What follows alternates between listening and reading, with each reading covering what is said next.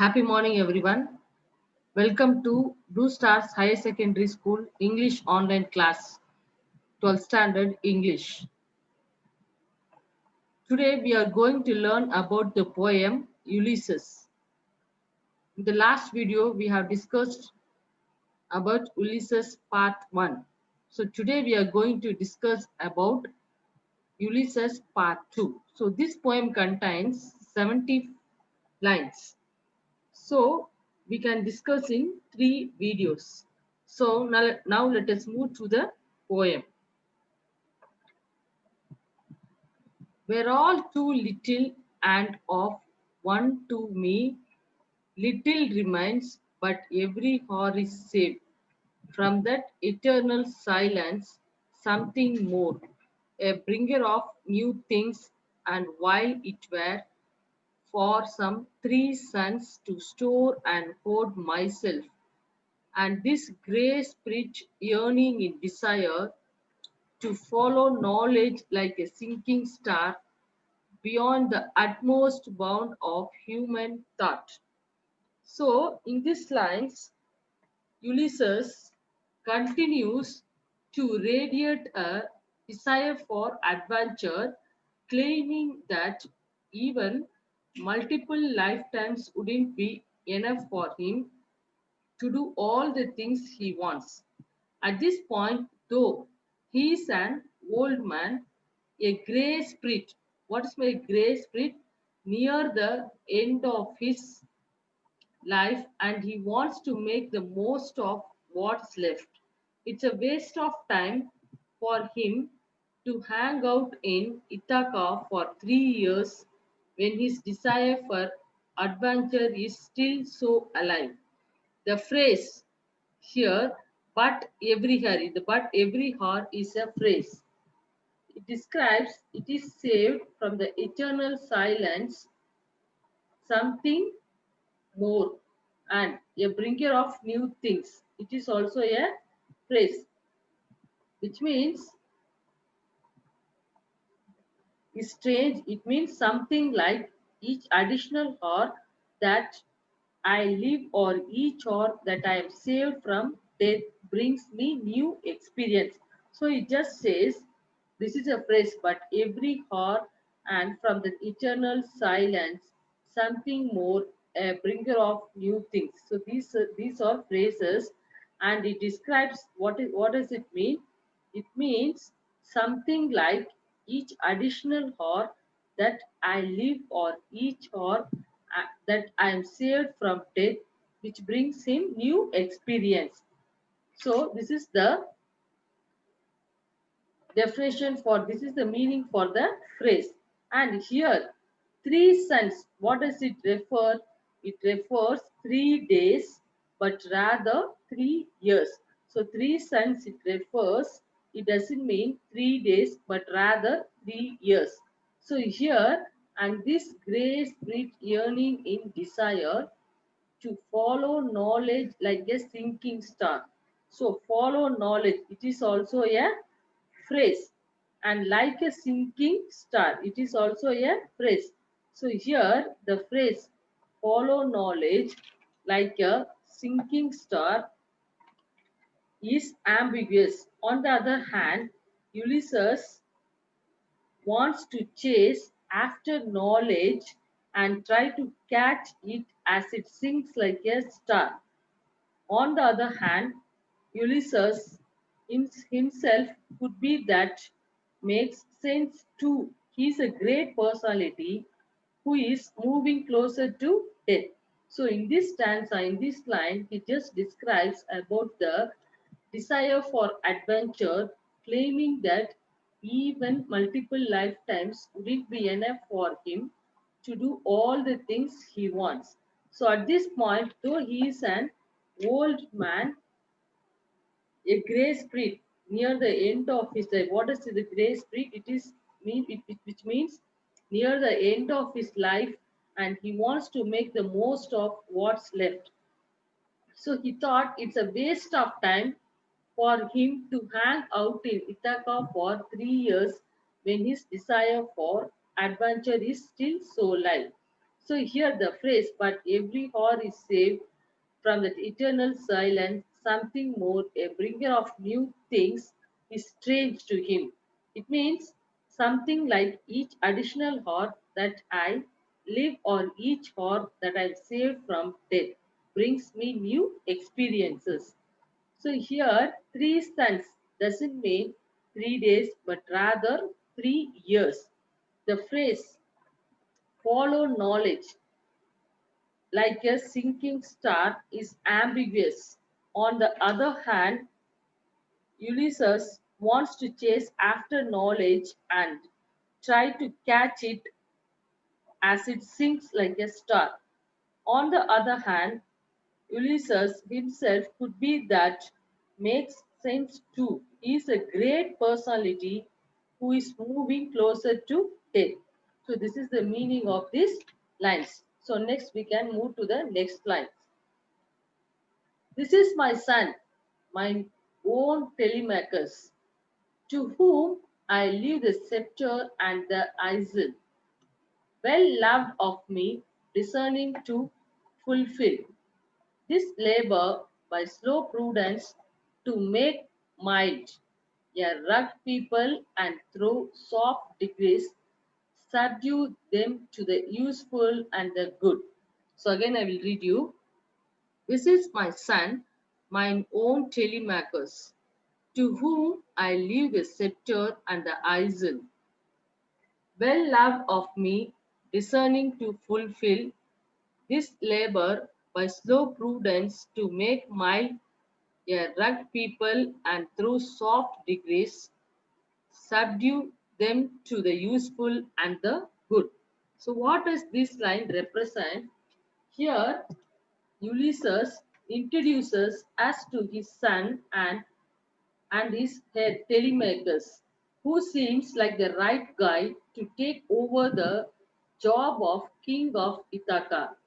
He is smart and he knows how to make his people do things without being too harsh about it. What is a scepter? A scepter is ceremonial staff that symbolizes authority. Ulysses means something like I leave him in charge. When compared with Ulysses, Telemachus seems a lot less restless.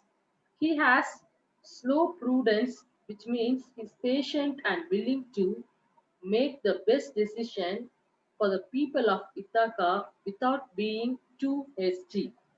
The people of Ithaca are rugged. What is my rugged? Which means that they are little uncivilized and uncultured. They are with a little bit of an attitude why they need to be reined in good use. Soft degrees. Soft degrees implies that Telemachus will civilize the citizens of Ithaca in stages and in a nice way. So again I'll tell you here in these lines Ulysses introduces us to his son and heir Telemachus, who seems like the right guy to take over the job of king of Ithaca. He is smart and he knows how to make his people do things without being too harsh about it. A scepter. A scepter is ceremonial staff that symbolizes authority. Ulysses means something like I leave him in charge.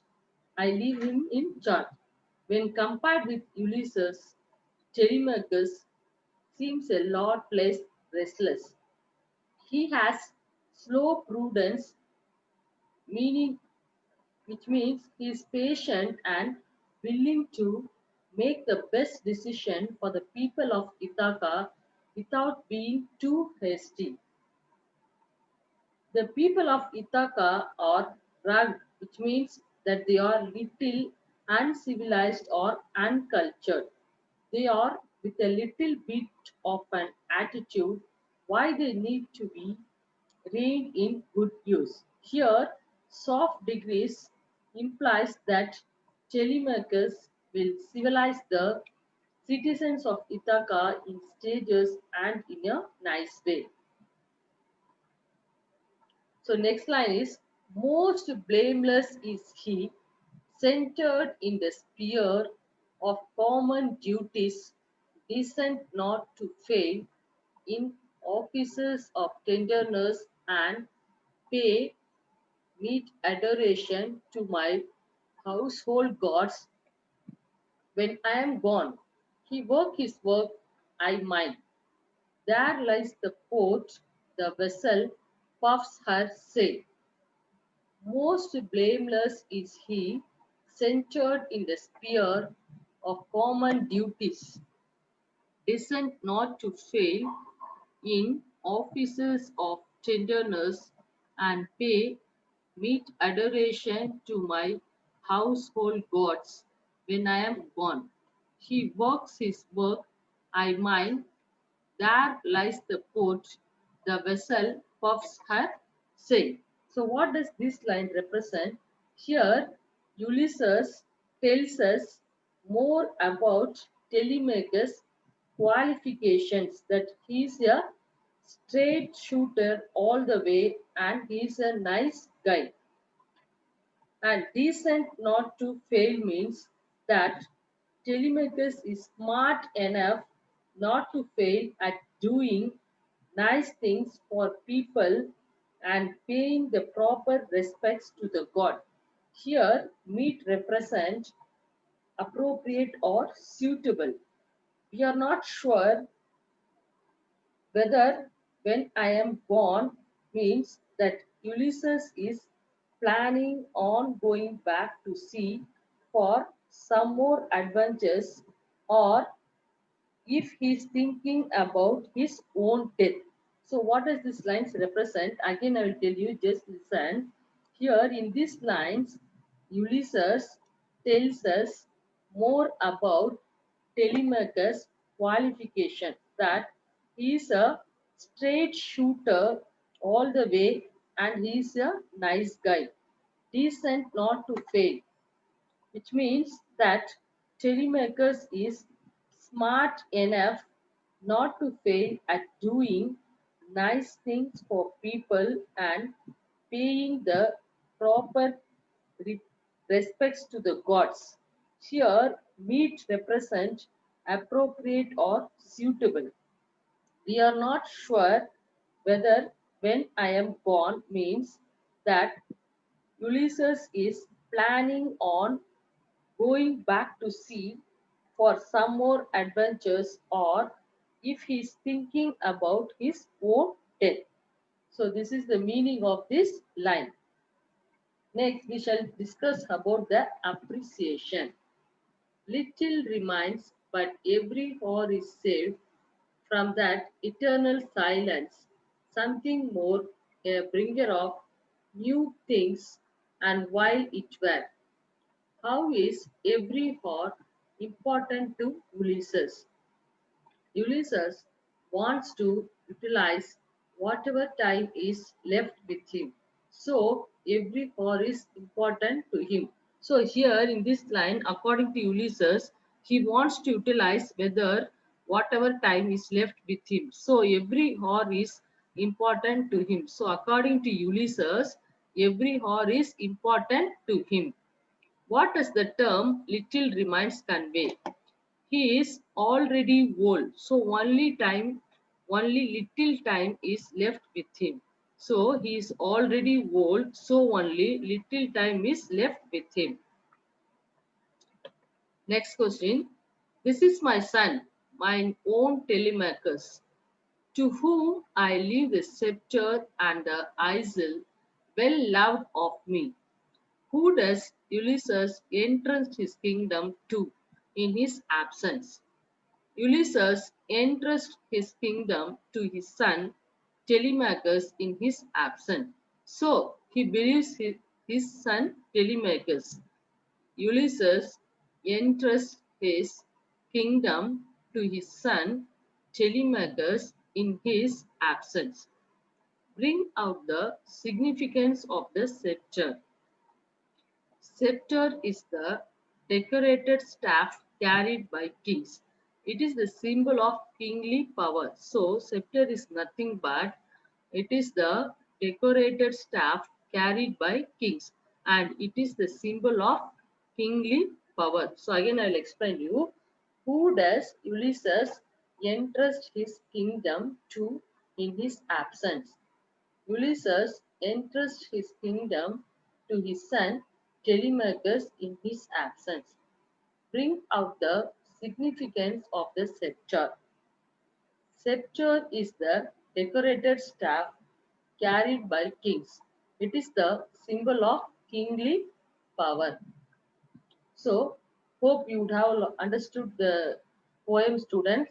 So, in the next video, we can discuss about the remaining lines. So, read the appreciation and write in your notebook, students. Thank you, students. Have a good day.